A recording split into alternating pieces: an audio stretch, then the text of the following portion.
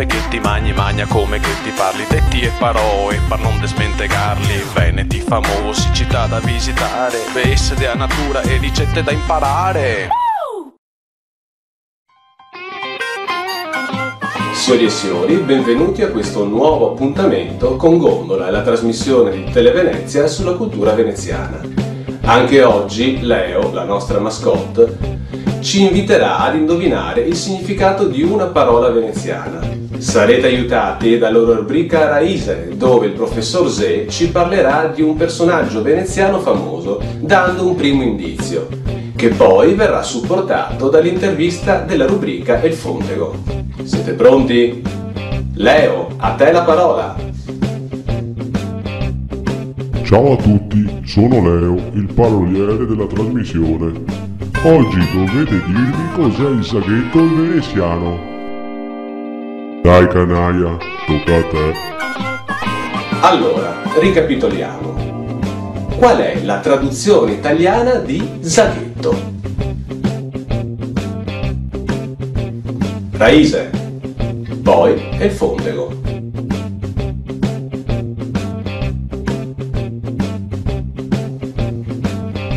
Cari amici, oggi si parla di Antonio Lucio Vivaldi, nato a Venezia il 4 marzo 1678, morto a Vienna il 28 luglio 1741. È stato un compositore e violinista italiano legato all'ambiente del tardo barocco veneziano. Fu uno dei violinisti più virtuosi del suo tempo e uno dei più grandi compositori di musica barocca. Considerato il più importante, influente ed originale compositore della penisola italiana della sua epoca, Vivaldi contribuì significativamente allo sviluppo del concerto, soprattutto solistico, genere iniziato da Giuseppe Torelli, e della tecnica del violino e dell'orchestrazione. Non trascurò inoltre l'opera lirica. Vastissima la sua opera compositiva, che comprende inoltre numerosi concerti, sonate e brani di musica sacra. Le sue opere influenzarono numerosi compositori del suo tempo, soprattutto tedeschi, tra cui Bach, Pisendel e Heineken. Le sue composizioni più note sono i 4 concerti per violino conosciuti come le 4 stagioni, celebre esempio di musica a soggetto. Gli è stato, tra l'altro, dedicato un cratere su Mercurio. Per oggi è tutto, alla prossima!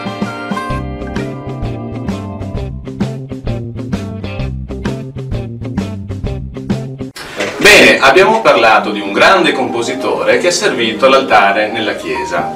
Approfondiamo l'argomento con un pianista di fama internazionale, qual è il maestro Achille Gallo. Maestro, buongiorno. Buongiorno. Allora, la sua attività a livello pianistico e da compositore. Ma allora, diciamo prima di tutto che io sono un pianista e la mia attività, diciamo, di compositore è relativa, nel senso che mi sono avvicinato alla composizione tanti anni fa, però in ogni caso la mia attività è prevalentemente strumentale.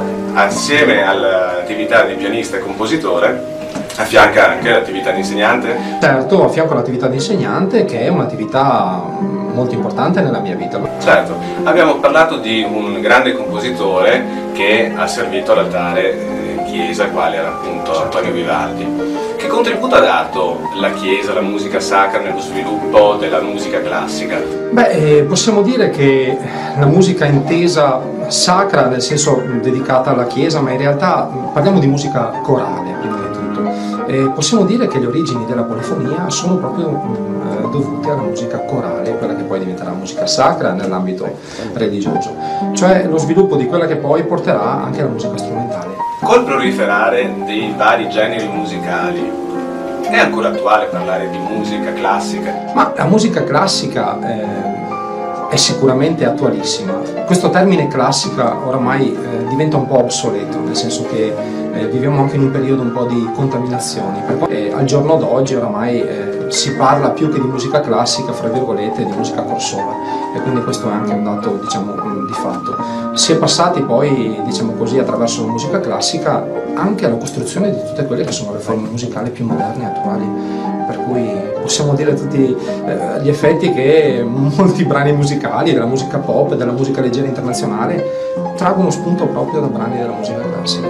quindi lo hanno fatto grandissimi gruppi come i Genesis e tantissimi altri. Recentemente l'ho fatto addirittura Adriano Celentano, un suo ultimo CD dove c'è proprio lo spunto di Notturno di Gioca.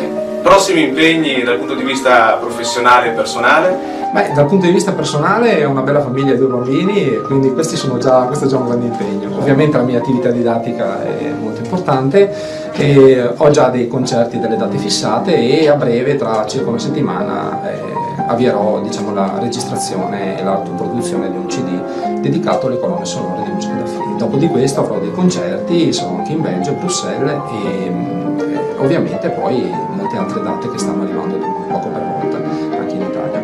Adesso passiamo la parola al nostro Leo per le soluzioni. Grazie.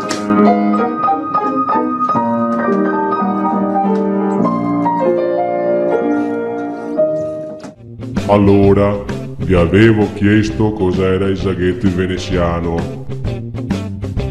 Facile! Il saghetto è chiarichetto. Ciao ciao! La puntata finisce qui.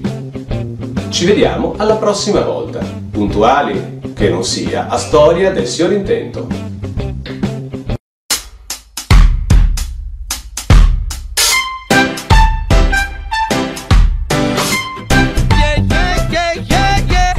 Questa è la storia del signor Intento che dura tanto tempo e mai se destriga. Divo che ti accanta o gusto che ti adiga.